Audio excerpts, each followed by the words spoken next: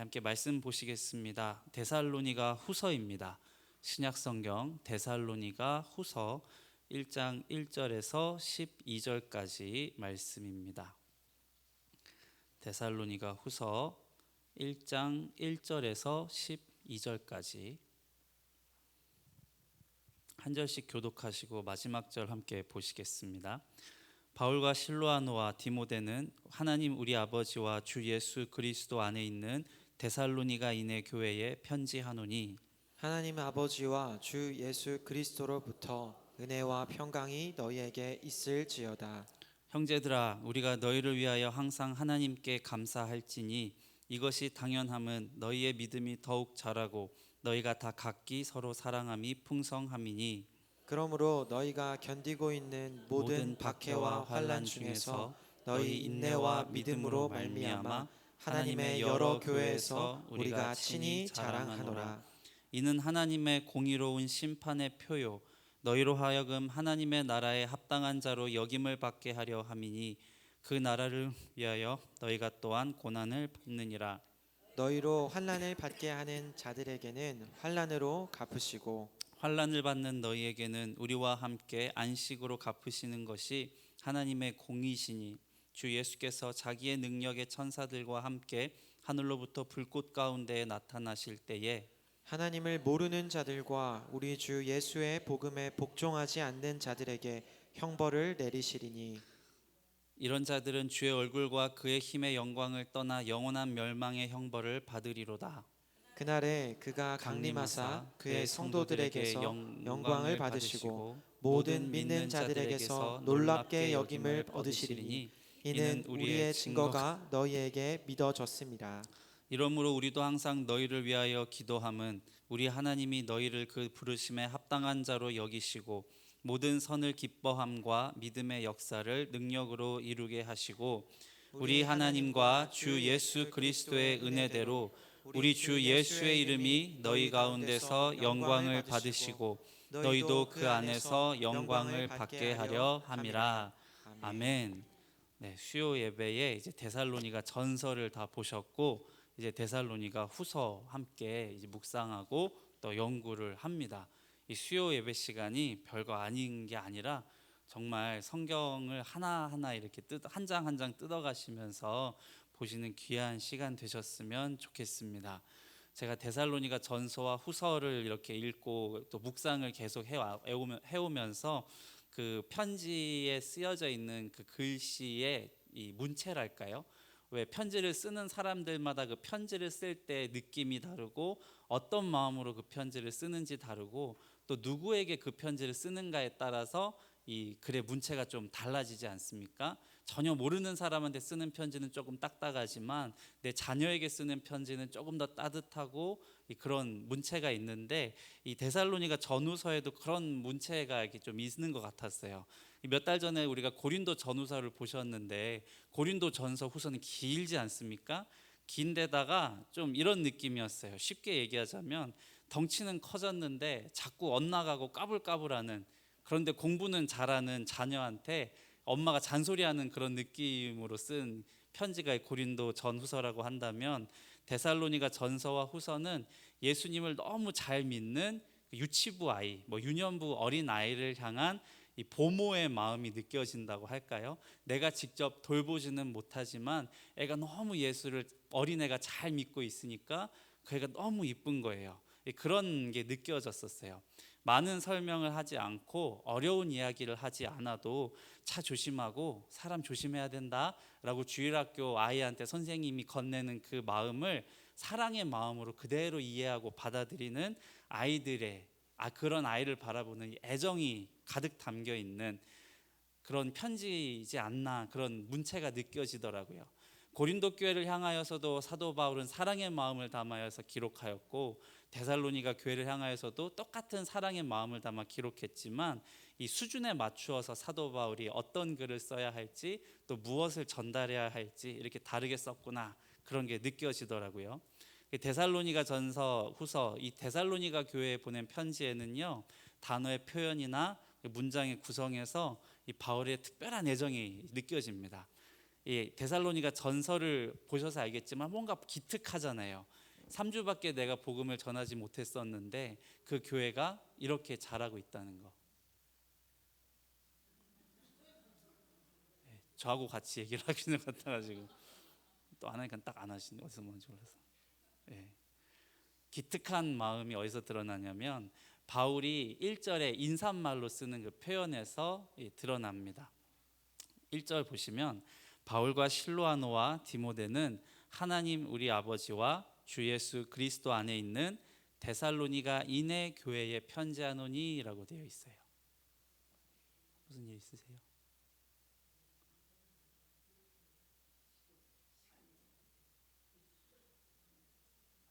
어디 아프신 건 아니시죠? 아, 통화하고 계시는구나. 네. 대충 끊어주세요. 예배 중입니다. 이렇게. 네. 1절 다시 한번 보겠습니다. 1절 맨 마지막 표현입니다. 데살로니가인의 교회에 편지하노니라는 거예요. 근데 사실 인사말이라서 그냥 넘어갈 법한데 제가 궁금해서 바울이 다른 교회에 보낸 편지들을 좀 보니까 바울의 서신서들은 다 이런 인사말이 나오는데 인사말에 있는 그 표현이 로마에 있는 너희에게, 로마서에는 이렇게 써져 있고 빌립보서에는 빌립보에 사는 모든 성도에게, 뭐 에베소에 사는 성도에게, 골로새에 있는 성도에게 뭐 이렇게 표현을 썼는데요. 데살로니가 교회만큼은 데살로니가인의 교회에 편지하노니라고 썼어요. 특이하더라고요. 그걸 좀 묵상을 했었는데 예를 들면 쉽게 얘기하면 석수동에 사는 성도들에게 이렇게 써야 되는데 예수 믿는 석수동 사람들에게 이렇게 썼다는 거예요. 우리말로 하니까는 좀 그 말이 그 말같이 느껴지는데 이 원어 표현으로 보면 1절에 데살로니가인의 교회에 편지하노니라고 하는 이 표현이 사실 좀 특이한 표현입니다. 데살로니가인이라고 하는 단어가 마치 고유명사처럼 사용되기 때문에 그래요. 이 서울 사람이라고 우리가 부르지 않습니까? 우리가 서울에 붙은 동네에 살고 있으니까 넓은 의미로 보면 우리 모두가 서울 사람들이긴 한데 그 서울 이 깍쟁이 같은 사람들, 이 새침한 사람들, 이걸 또 서울 사람이라고 우리가 얘기를 하잖아요. 그러면서 경기도 산다고 하면은 괜히 무시하는 그런 사람들을 아유 서울 사람이야 이렇게 이야기하지 않습니까? 그러니까 무언가 서울 사람이라라고 하는 말에 특별한 의미를 조금씩 부여하고 담을 때가 있습니다. 이 설교를 들으실 때 고린도 사람이다라고 하는 말, 고린도인이다라고 하는 그 말이 고대나 또 영어 표현에서도 보면 영어나 헬라어 의미로 그냥 고린도에 사는 사람들을 의미하지 않고 음탕한 사람, 방탕한 사람, 음란한 사람을 의미할 때 고린도 사람이야 이렇게 얘기한다는 설교 한번 언젠가 들으셨을 거예요. 디도서에도 보시면 디도서 1장 12절에 바울이 이렇게 쓴 게 있습니다. 그레데인 중에 어떤 선지자가 말하되 그레데인들은 항상 거짓말쟁이며 악한 짐승이며 배만 위하는 게으름뱅이다. 이거는 바울이 지어낸 얘기가 아니라 이때 당시에 떠돌고 있던 이 속담 같은 거예요. 어우 서울 사람이야 이렇게 얘기하는 것처럼 그레데 사람이야 이런 게 이기적인 거짓말쟁이다라는 그 의미가 담겨 있는 말이에요. 그래서 데살로니가에 있는 교회의 성도들에게 아니면 데살로니가에 살고 있는 성도들에게가 아니라 데살로니가인의 교회에라고 하는 이 표현이 어감이 엄연히 다른 거예요.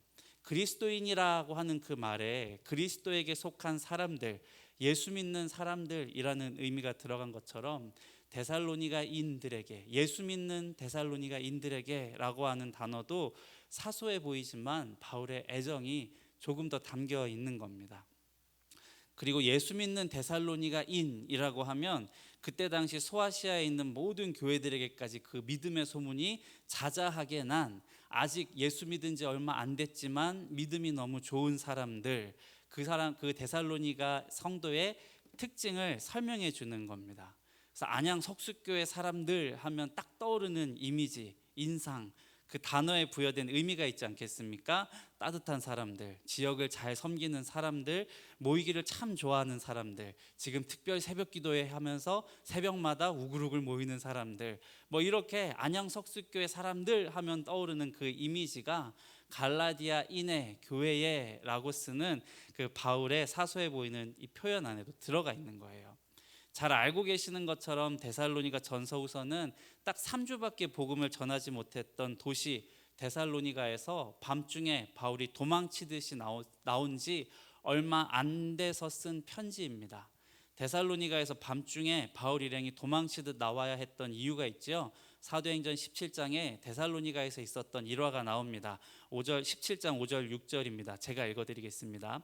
그러나 유대인들은 시기하여 저자의 어떤 불량한 사람들을 데리고 때를 지어 성을 소동하게 하여 야손의 집에 침입하여 그들을 백성에게 끌어내려고 찾았으나 발견하지 못하매 야손과 몇 형제들을 끌고 읍장들 앞에 가서 소리질러 이르되 천하를 어지럽게 하던 이 사람들이 여기도 이르매 라고 이렇게 하면서 난리와 소동을 일으킨 사건이 있습니다. 유대인들의 선동을 당한 데살로니가 사람들이 예수 믿는다는 사람들을 너무 미워한 거예요. 그래서 바울을 찾아다가 그 원인인 바울을 찾아다가 끌어내려고 찾다 못 찾으니까 불량배들과 함께 이 야손이라고 하는 한 성도 그리스도인의 집에 쳐들어가서 야손과 회심한 형제들을 읍장들 앞에 끌고 나와서 맹비난을 퍼부은 겁니다. 불과 예수 믿은 지 3주밖에 안 돼가지고 야손이라고 하는 사람과 그 집에 모여있던 성도들이 낭패를 당한 거예요. 내가 예수 믿은 지 3주밖에 안 됐는데, 나 교회 3번밖에 안 나갔는데 이게 무슨 날벼락입니까? 그런데 천하를 어지럽게 하는 전염병 같은 자들에게 미혹되어서 가족과 사회의 전통을 버리고 불과 며칠 만에 변심해버린 이상한 취급을 당하게 된 거예요. 내가 영죽을 죄인인 것을 깨달아서 이제 예수를 막 믿었는데 가족들과 이웃들에게는 오히려 우리 가족의 전통과 사회의 전통을 배신한 이 죄인 취급을 받아야 되는 그런 상황에 처한 겁니다. 이게 당대 신앙의 어려움 아니겠습니까? 그리고 데살로니가 사람들이 당했던 박해와 환란이 이런 것이었어요. 세상과 어울려 살아가던 삶의 모습이 어느 날 갑자기 이 예수를 알게 되니까 다 버려야 될 배설물처럼 보여서 성령을 따라서는 내가 거룩한 삶을 살아야겠다라고 마음을 먹는데, 그러고 나서는 먼저는 항상 죄에 넘어지는 내 모습을 직면하게 되고, 또 그 다음으로는 주변 사람들의 조롱과 비아냥을 끊임없이 마주해야 되는 게 이 당대 신앙이 당하는 박해와 고난, 환란이 되는 겁니다. 가족 중엔 믿는 이가 없고 나를 위로해 주는 사람도 없고 예수 믿는 거를 지지하지도 않고 오히려 반대만 하고 혼자서 외롭게 영적인 싸움을 해야 되는 겁니다. 이게 당대 신앙의 괴로움이겠죠. 그리고 뭐 우리 교회 청년부라든지 주일학교에 이 가족들이 안 나오는데 혼자 나오는 청년과 어린 이 주일학교 친구가 있다면 걔는 정말 그 삶 자체가 데살로니가 교회처럼 이 외롭고 영적인 싸움을 계속해야 되는 그 일을 하는 겁니다. 믿은 지 얼마 되지 않았기 때문에 뭘 알겠어요. 말씀도 잘 모르고 뭔가 확신이 있다가도 없고 오늘 있다가 내일 사라지는 것 같을 때 내가 지금 잘하고 있는 걸까? 내가 예수를 믿는 게 지금 잘한 걸까? 하는 고민까지 되고, 거기에다가 네가 언제까지 그렇게 살 수 있나 한번 두고 보자 라고 하는 반대하는 가족과 친족들, 이웃의 비아냥을 들으면서도 꾹 참고 그저 은혜의 말씀만 붙잡고 하루하루를 살아내야 했던 게 데살로니가 교회가 당해야만 했던 박해였습니다.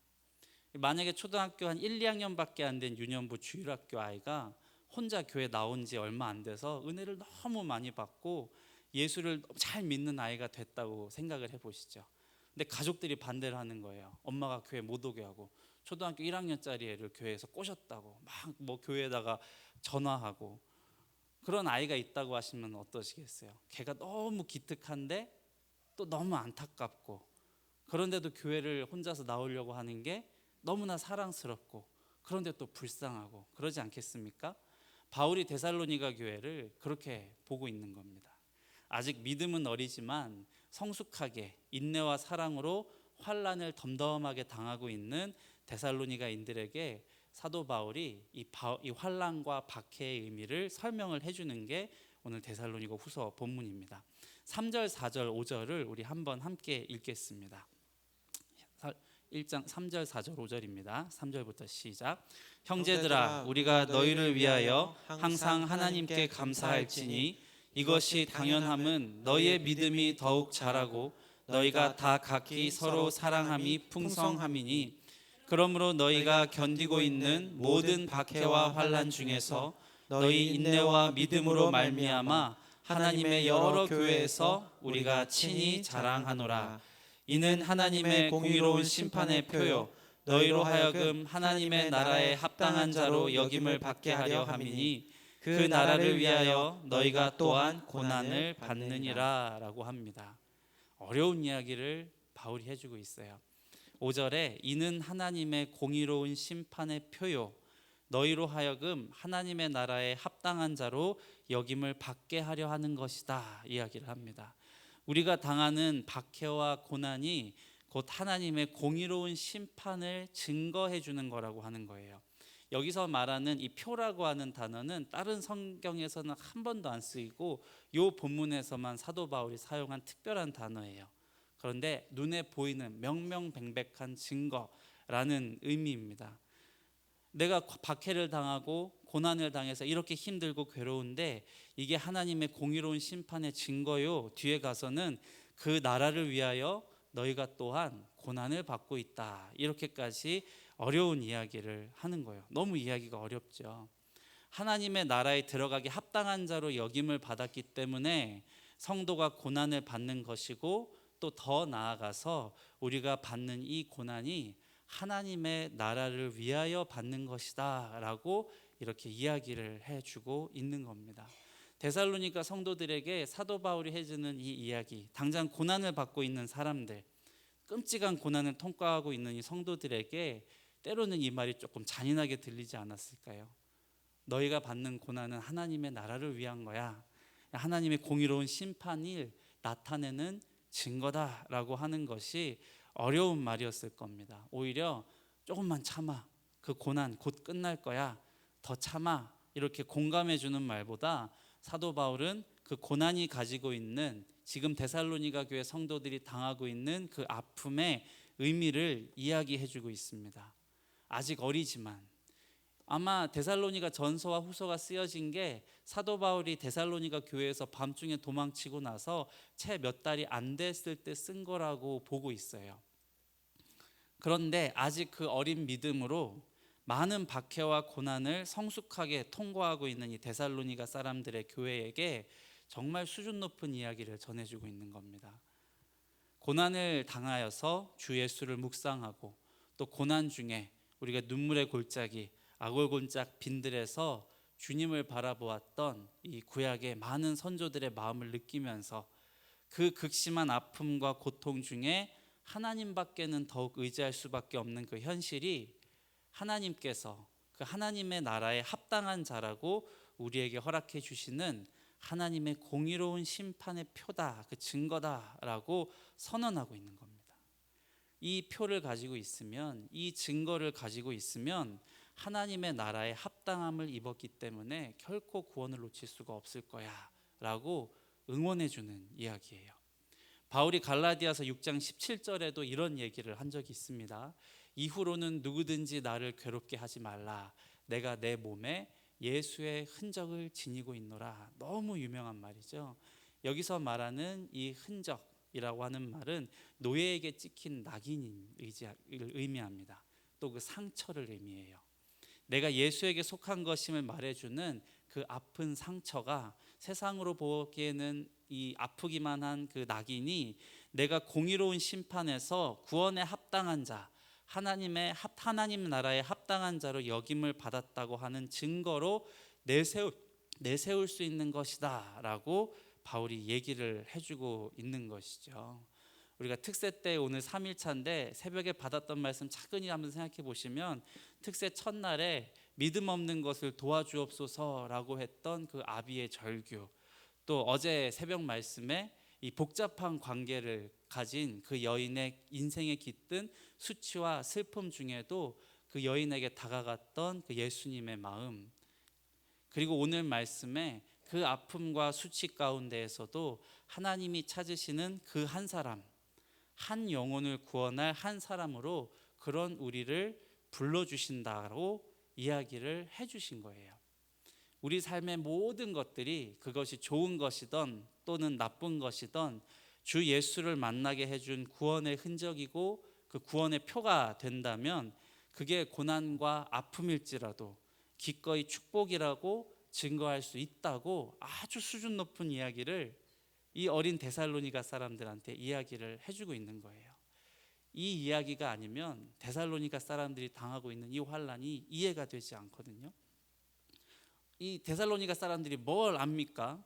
구원이 무엇이고 십자가가 무엇이고 구약의 선지자들과 율법이 예수 그리스도를 향해서 무엇이라고 얘기했는지 우리가 수요일마다 만나서 얘기하는 것처럼 성경을 차근차근히 살펴볼 수 있는 틈도 여유도 없이 그저 예수 만난 지 얼마 안 된 사람들이 가족으로부터, 이웃으로부터, 그 사회로부터 박해를 당하고 왕따를 당하고 하는 그 상황에서 그 신령한 지식에 이 사람들이 채 다다르기도 전에 극심한 박해와 고난을 당하는데 너무 잘 인내하고 사랑의 수고와 이 믿음의 역사를 하고 있는 모습을 보면서 사도 바울이 지극한 사랑을 담아서 애끓는 공간의 마음으로 그 고난을 나도 안다 라고 이 고난의 신비와 아름다움을 가르쳐주고 있는 겁니다.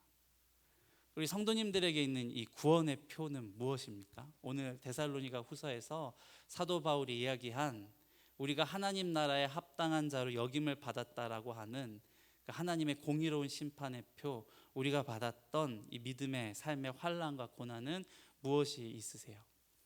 우리의 마음에 남아있는 상처, 그 흔적은 무엇이 있는지 한번 생각해 보시면 좋겠습니다. 저는 우리 막내 셋째 아이 손가락을 볼 때마다 마음이 너무 외로워요.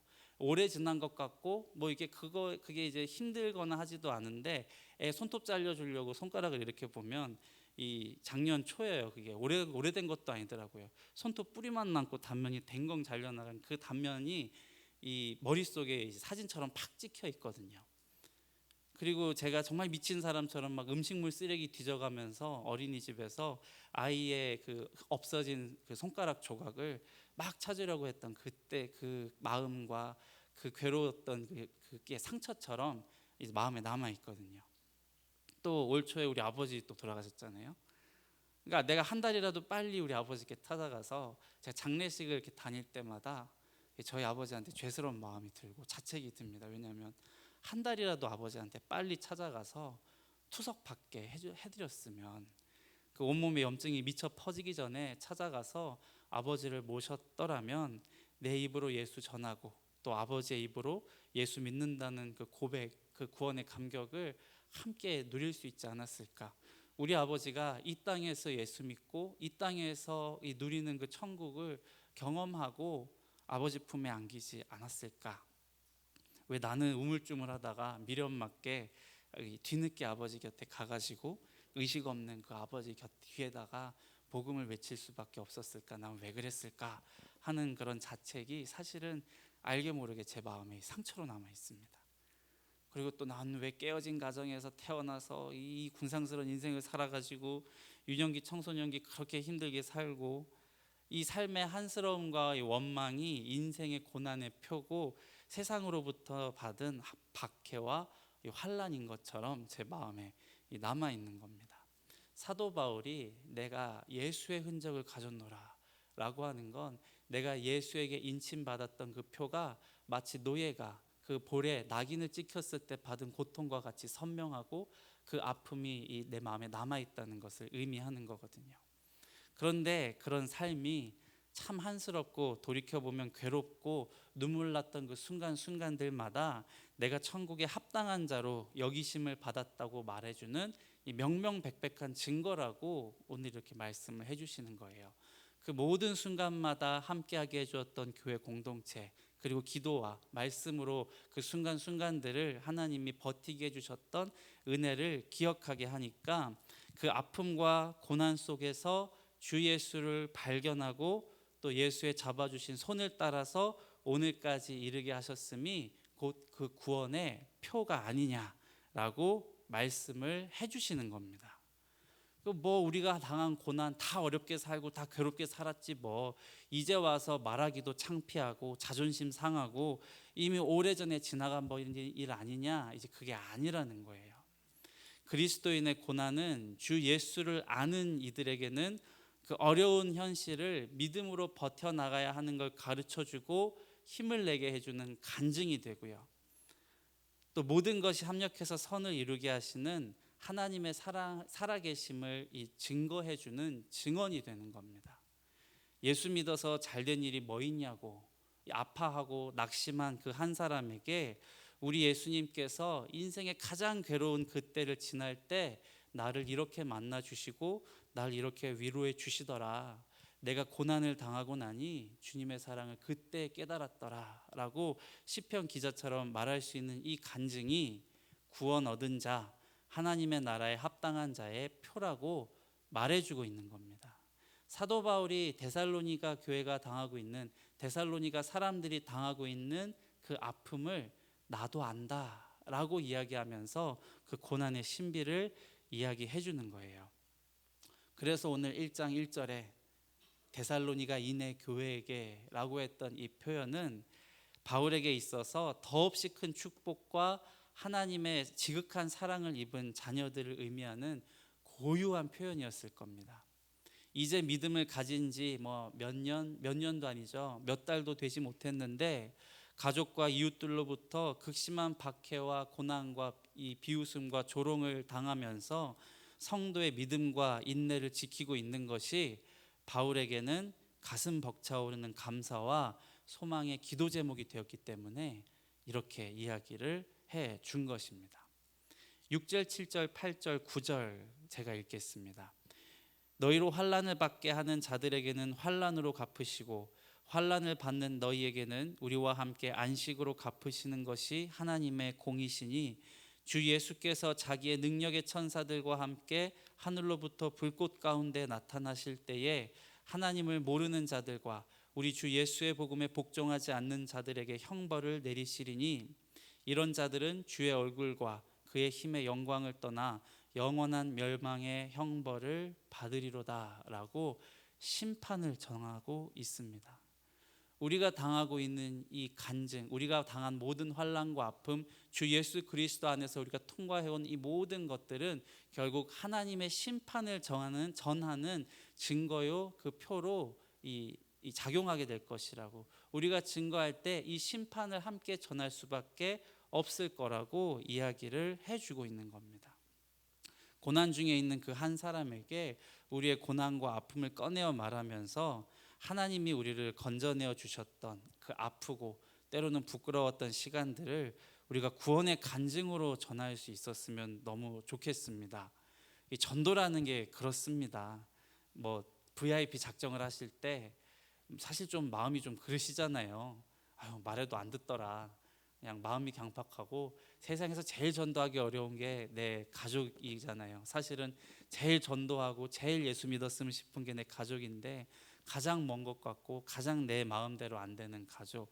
그래서 이번에 교회 한번 올래 하는 그 말 꺼내는 게 참 어렵고 그게 마땅한 전도의 방법인 것 같은데 참 힘들지만, 그럼에도 우리가 살아가면서 우리 가족 중에, 우리 친족 중에, 우리 이웃 중에 고난 중에 있는 사람들, 어려움 속에 그 하루하루를 버텨내고 있는 사람들, 또 살아갈 소망이 없어서 그 소망 한 줄기를 간절히 찾는 목마른 인생들이 있는가 없는가 주변을 한번 잘 돌아보시고 자녀들의 삶을 한번 잘 들여다보시고 그 삶의 이야기도 들어보시고 우리 이웃들의 삶의 이야기, 당하고 있는 어려운 이야기도 잘 들어주시다가 뭔가가 보이면 예수의 복음이 들어가겠다, 이 환난이 정말 하나님께서 인치신 구원의 표로 이 사람에게 가겠다 하는 그것이 나오면 내게 고난이 축복이 된 그 이야기를 나누고 예수를 전할 수 있는 겁니다.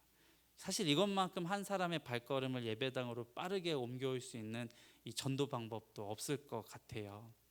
그 한 영혼을 위해서 쓰임 받을 수 있는 우리 성도님들의 삶의 이야기가 되기를 간절히 소망합니다. 예수 안에서 생명을 우리가 어떻게 찾았는가, 주님께서 나를 어떻게 만나 주셨고 내가 어떠한 때에 주 예수께서 은혜를 주셨는가, 그 시절의 이야기들, 내 삶의 고난과 이야기, 삶을 한번 돌아보시면서 저와 성도님들의 삶을 통해서 주님께서 또 다른 생명을 살려내실 것을 믿고 또 의지합니다.